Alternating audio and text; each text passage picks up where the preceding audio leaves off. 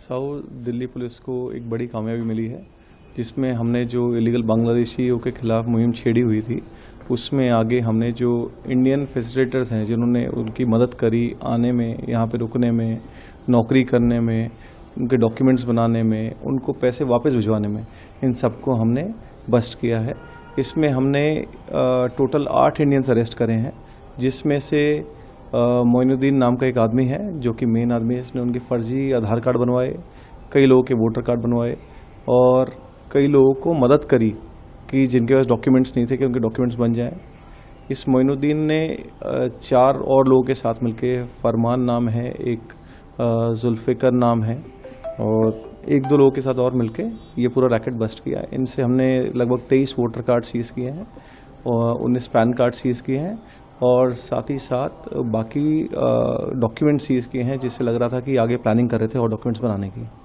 इसके अलावा हमने जो इनका सपोर्ट सिस्टम है दिल्ली के अंदर, जैसे कि इन्होंने दिल्ली में कई जगह नौकरी करते हैं, तो एक शाहीन नाम का आदमी है जिन्होंने इनको नौकरी दे रखी थी, 15,000 रुपये महीना की तनख्वाह देते थे और उस तनख्वाह से ये लोग सर्वाइव करते थे यहाँ पे। साथ ही साथ उस शाहीन को अरेस्ट किया गया, उससे फिर पूछताछ की गई तो मालूम चला और भी लोग हैं, उन पे तफ्तीश बाकी है। इसी के अलावा हमने कुछ और लोग पकड़े जिनसे मालूम चला कि ये लोग यहाँ पे पैसा कमाते थे और बांग्लादेश पैसा वापस भेजते थे। उसका पूरा रैकेट बस्ट किया हमने। यहाँ पे एक रिजॉल नाम का एक आदमी था, जिससे जो मालूम चला इनिशियली उसके पास इंडियन डॉक्यूमेंट्स थे, वोटर कार्ड, पासपोर्ट, सब कुछ है उसके पास, बट वो खुद बांग्लादेशी निकला। ये लोग उसको पैसा देते थे, वो आगे एक बांग्लादेश इंडिया बॉर्डर पे एक जगह है जहाँ पे वो यूपीआई करता था, ट्रांसफ़र करता था, वहाँ से फिर वो इलीगली बांग्लादेश में पैसा पहुँचाते थे उनके घर वालों तक। तो इससे हमने पूरा इनका जो रेमिटेंस का सिस्टम है पूरा उसको ब्रेक किया है। इसके अलावा जहाँ जहाँ ये रुकते थे, जैसे कि हमारे एक आदमी है जुल इस्लाम, जो बांग्लादेशी है, जो 2021 में आया था, फिर जाके वापस 23 में आया। वो उसने किसी एक आदमी के घर पे रुकता था, उसका बड़ा भाई बांग्लादेशी, वो भी रुका हुआ है, उसने उसकी बेटी से शादी करी हुई है, उसको घर पे रखता है, उसको भी साथ साथ हमने अरेस्ट किया है। हमने अभी तक जो ये केस रजिस्टर किया था, उससे अब तक टोटल 18 बांग्लादेशियों पे एक्शन लिया है, जिसमें काफ़ी लोग अरेस्ट किए हैं, 8 लोग अरेस्ट किए हैं, 6 लोग डिपोर्ट किए हैं और बाकी 4 लोगों पे फर्दर इंक्वायरी चल रही है। इसके अलावा हमने 8 इंडियंस भी अरेस्ट किए हैं, जिन पे हम कार्रवाई कर रहे हैं कि उन्होंने कैसे उनकी मदद करी। ये लोग क्या करते हैं, जैसे इंडिया बांग्लादेश बॉर्डर से आते हैं, वहाँ के कुछ लोकल्स इन्वॉल्व हैं, इनका नाम निकल के आ रहे हैं, उस पर हम तफ्तीश कर रहे हैं।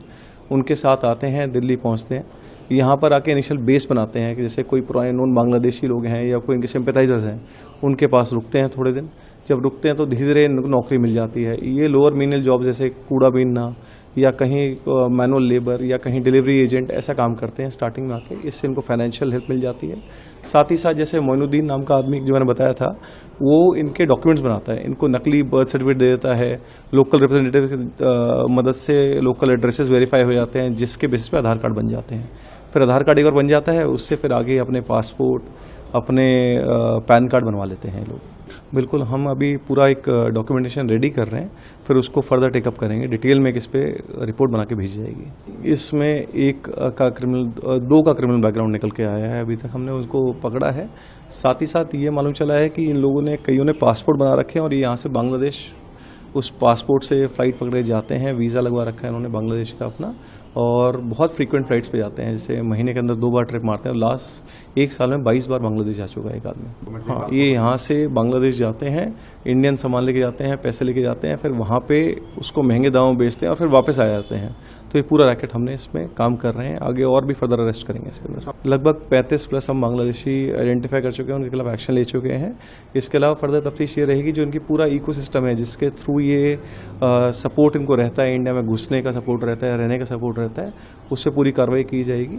इसमें मालूम चला है कई बांग्लादेशियों के बच्चे कई स्कूल में एडमिशन भी ले चुके हैं, तो उस पर हम स्कूल को इंटीमेट करेंगे कि इनका नेशनलिटी ऐसी है, ये है, और फर्दर नेसेसरी एक्शन। जो इंडियन सपोर्ट सिस्टम है उसको कितना अमाउंट मिलता है, किस तरह से वो पैसे का अगर बात करें फाइनेंशियली क्या सिस्टम रहता है उस पर? अगर आप जैसे 1000 रुपये के आसपास में ये आधार कार्ड जो मोइनुद्दीन है ये कहता है बना देता था, तो 1000 रुपये लेता है उनसे और उनको आधार कार्ड बना के दे देता है।